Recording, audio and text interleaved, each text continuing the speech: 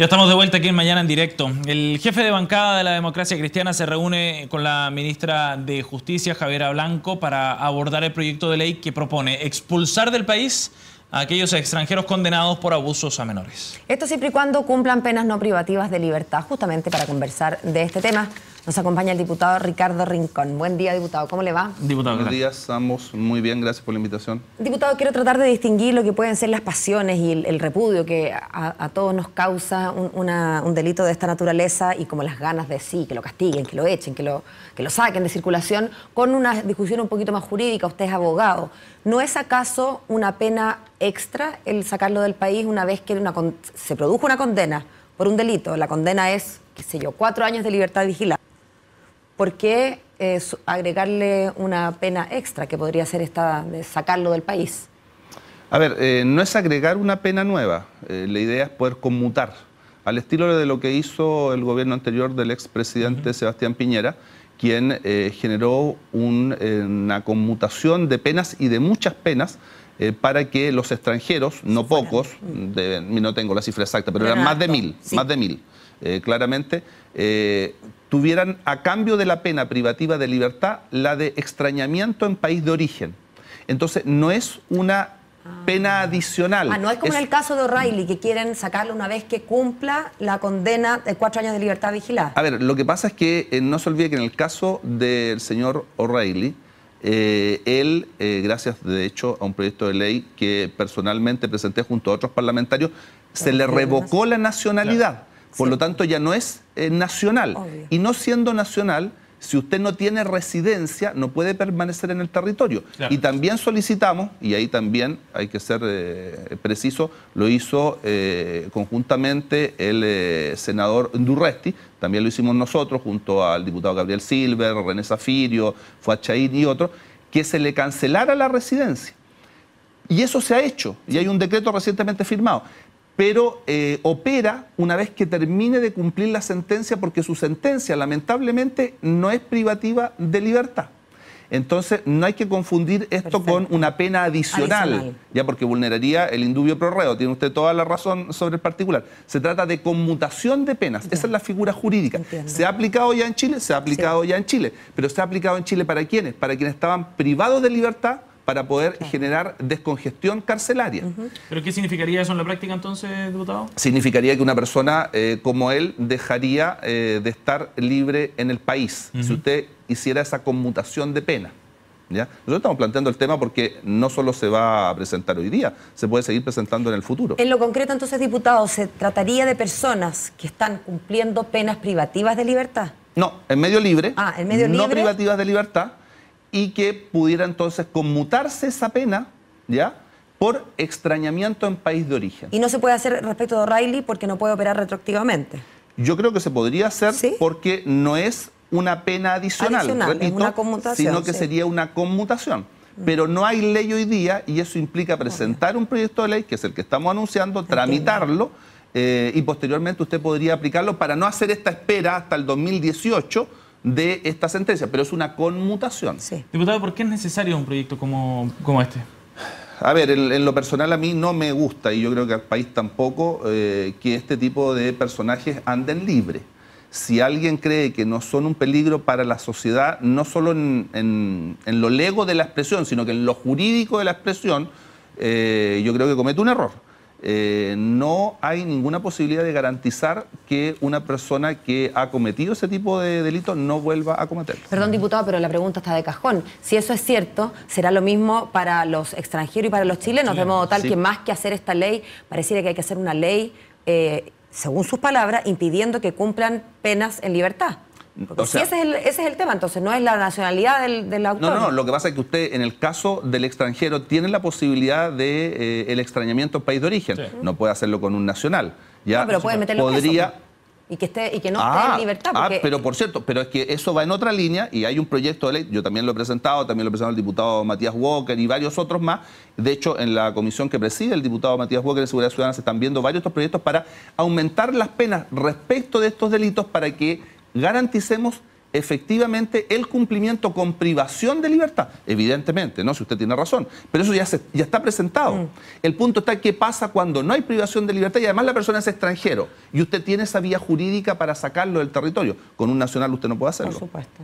Ahora, ¿tienen algún dato, diputado, de cuántos serían los extranjeros que podrían verse afectados por una medida como esta? No tenemos ese dato, de hecho es parte de las conversaciones que vamos a tener con la ministra Javiera Blanco hoy día impacto, ¿no? Para poder dimensionar el impacto, pero también la idea es conversar no solo de los extranjeros, sino también, como dice Paola, respecto de los nacionales.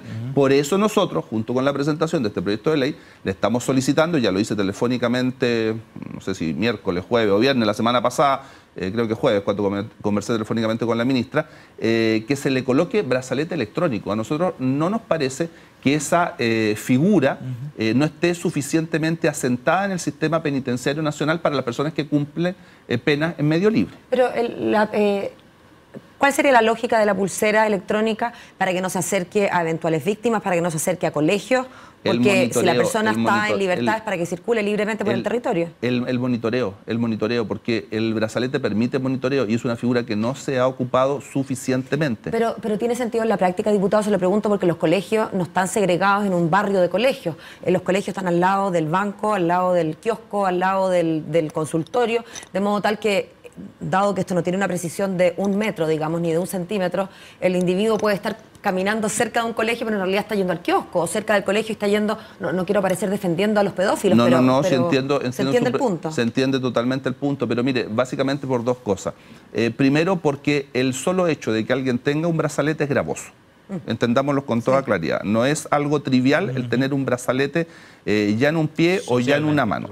Socialmente, bajo todo punto de vista. Segundo, porque nosotros creemos que el brazalete no está suficientemente asentado como una medida de control penitenciario, ¿ya? Y existe la tecnología para que eso ocurra. Entonces, habiendo invertido tanto el Estado, creo que nos parece justo que esa inversión se materialice de verdad, sobre todo en este tipo de casos, violaciones, abusos sexuales, o sea, los delitos más gravosos para la sociedad.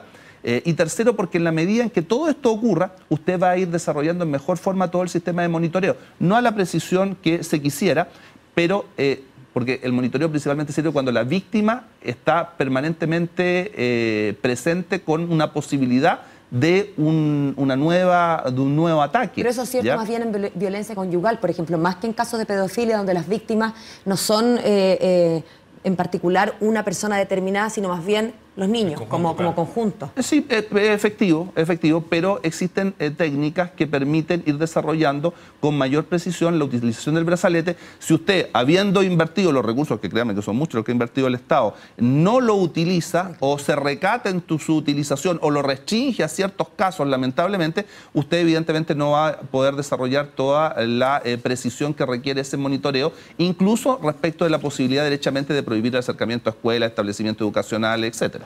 Diputado, hay otro tema que queríamos conversar junto a usted que tiene que ver con las declaraciones de la presidenta Bachelet. Ayer, en una entrevista en la radio La Clave, se explayó sobre varios temas, pero probablemente uno de los que generó más polémica por el carácter de la discusión y la tramitación, además del proyecto, tiene que ver con el aborto, a raíz de la tramitación de la despenalización en el Congreso. Y en particular dijo la presidenta que en Chile existía el aborto. Como dijo la ministra, de ahí lo constató, exacto, lo constató, repitiendo la palabra de la ex ministra de Salud, Elia Molina. ¿Qué le parecen a usted estas declaraciones de la mandataria, este diagnóstico? A ver, una constatación que yo creo que no es primera vez que se hace. De hecho, Paola nos recuerda inmediatamente a la ex ministra de Salud, que fue la primera que abandonó el gabinete presidencial. Pero que fue a raíz de estas declaraciones que salió. Exactamente. Yo creo que la forma era distinta, era un poco más brusca a lo mejor la forma, pero el contenido era el mismo, era esta contratación. Seamos claros, todos los países que no tienen legislación de aborto, Chile está entre esos países, saben, y esto está con estadísticas internacionales, establecido que existe un aborto clandestino. Eso no es ninguna falta a la verdad, es una realidad. El foco en que coinciden la ministra, la ex ministra y la presidenta es en hacer el énfasis en que no solamente que existe el aborto, que es una obviedad, sino que existe diferenciado por estrato social, por así decirlo, que las personas que tienen los recursos acceden a abortos en condiciones más salubres, más... Pero créanme que eso también es una obviedad. Bueno, pero está bien, es una obviedad. Pero está constatando el tema al final, un tema de la falta de igualdad. Bueno, pero si eso en la base del tema, ¿no? Pero si es así, es así. Y no faltará, y esto no significa apuntar a nadie con el dedo, o sea, al que le venga el sayo que se lo ponga, como dicen en el campo. Y no faltará aquel que teniendo muchos recursos tiene la capacidad de ir a un país donde el aborto está permitido, por Dios, pues. Que por cierto alguien de la legua, la granja o de cualquier población, no sé, humilde, sencilla, etcétera, probablemente no tiene esos recursos. No estoy estigmatizando a nadie, pero no cualquiera tiene esos recursos para ir al país que sí puede, porque la legislación lo permite. Y diputado, ¿y esta constatación tan obvia no obliga de alguna forma a los parlamentarios a legislar y aprobar esta despenalización del aborto en 3 causales? A ver, no puede obligar porque hay un tema de decisión personal en la votación, pero sí debe ser uno de los argumentos que esté puesto sobre la mesa. Digo, no es que la presidenta obligue, sino que la argumentación. La argumentación. Y si todos estamos de acuerdo que efectivamente tiene razón la presidenta en el diagnóstico. Y si nadie es capaz de rebatir esa constatación porque las cifras negras están, y ojo, y cada cierto tiempo en Chile, muy de tarde en vez, como dice un amigo mío, pero ocurre, revísenlo, es fácil googlearlo, se condena a personas por abortos clandestinos. O sea, esto existe, nadie lo puede negar, ¿ya?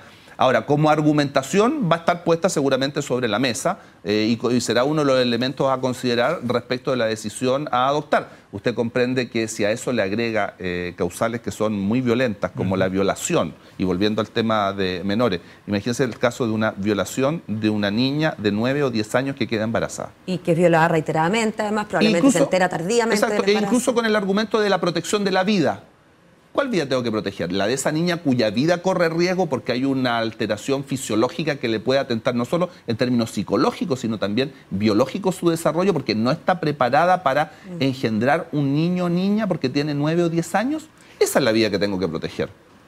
Diputado, ¿no se ha producido en la democracia cristiana que se anden mirando como feo entre ustedes? Porque uno escucha, y se lo pregunto de verdad... Porque unos piensan como yo y otros piensan a lo mejor... es evidente como... cuál es su visión al respecto. Pero créame que en violación incluso tengo yo mismo un cuestionamiento. Está bien, pero en los otros dos casos...